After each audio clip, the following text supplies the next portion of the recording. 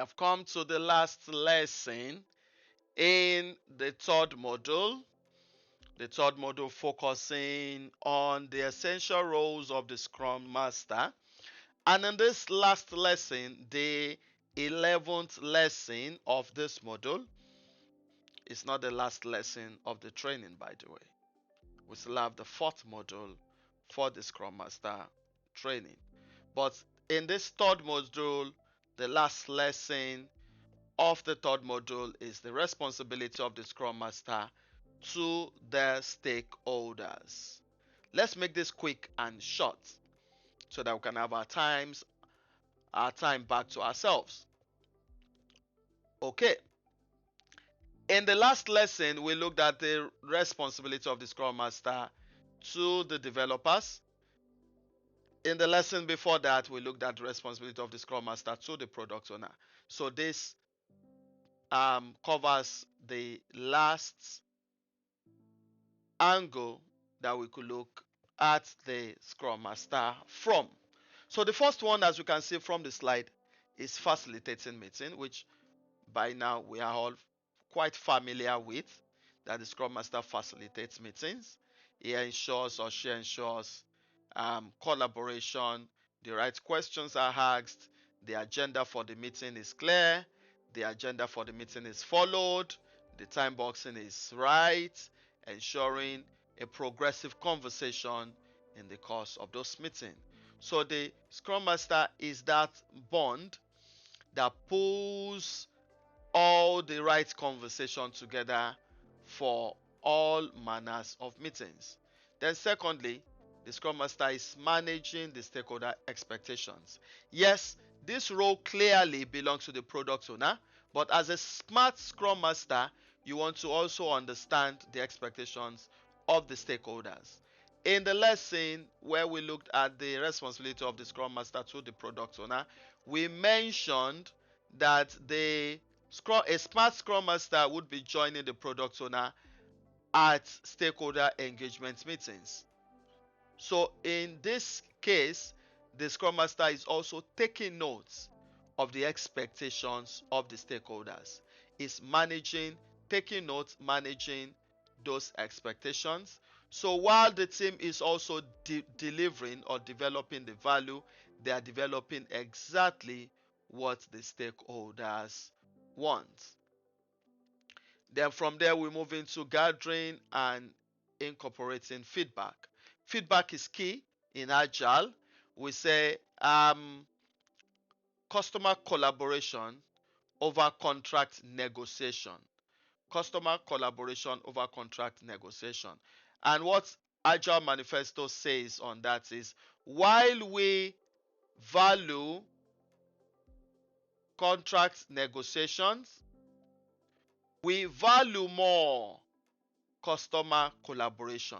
And the essence of collaborating with the customer, in this case the stakeholders, is to have the feedback from the stakeholders, where we have the right impulse from the stakeholders. We'll get to know quickly. So as the product owner is noting that, the Scrum Master is also noting that. A smart Scrum Master would be a good fit into his role and into the product owner's role. That is how to demonstrate value for yourself. That's how to bring some worth from yourself to the organization. And of course, it's also resolving stakeholders' issues. There are times that there could be conflicts from the stakeholders or conflicts between the stakeholders and the development team. The Scrum Master is resolving such matters, is looking at them, ensuring that Scrum is well practiced, the 5 values of Scrum are well enshrined within the organization, is helping them to resolve, to identify the issues that the stakeholders have raised, and is looking at them to resolve them. And of course, we know that the Scrum Master brings transparency and visibility to workflow.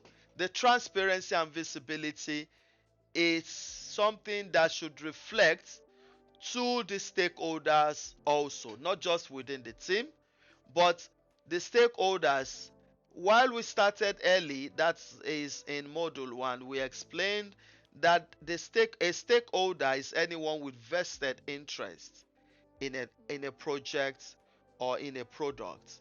So in this case, the stakeholders um, need to have transparency, need to have understanding on what is being developed, and the scrum master is ensuring such is followed through and through.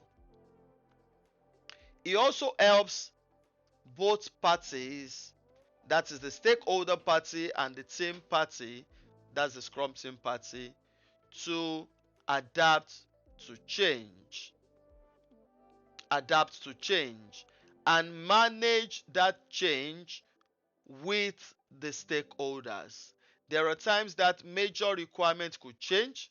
There are times that scope could also change. How would that be received? What is the impact of that change? How do we deal with that change? How do we prioritize that change? How should we ensure that the team sustains morale and delivers value that the stakeholders want? So that is what adapting to change management is. Then, of course, continuous improvement, which reflects on transparency also.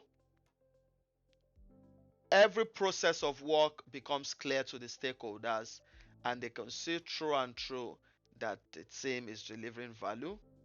And of course, ultimately, organizational transformation, agile transformation of the entire organization, agile transformation of the entire organization. So the Scrum Master is looking forward to an overall agile um, growth in the entire organization. And of course, when we talk about the entire organization, we are talking about the stakeholders. The stakeholders are the key personnel of the organization.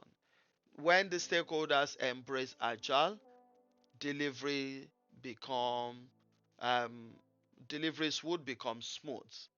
Deliveries would become smooth. So the Scrum Master is looking at the bigger picture. How should we take stakeholder Scrum forward to ensure that value is delivered to the entire organization? So that brings us to the last lesson in this module, the module 3. And in this module 3, we've looked at different essential roles of the Scrum Master. We started from the um, characters, the visual characters of the Scrum Master, and we mentioned 8 of them. The Scrum Master as an impediment remover, the Scrum Master as which is that second now. The Scrum Master as a change agent, the Scrum Master as a coach, the team coach, the Scrum Master as a teacher, the Scrum Master as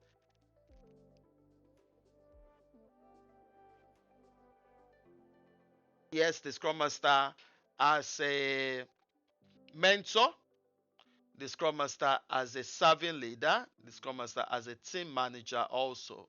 So that was where we started the training for the third module on.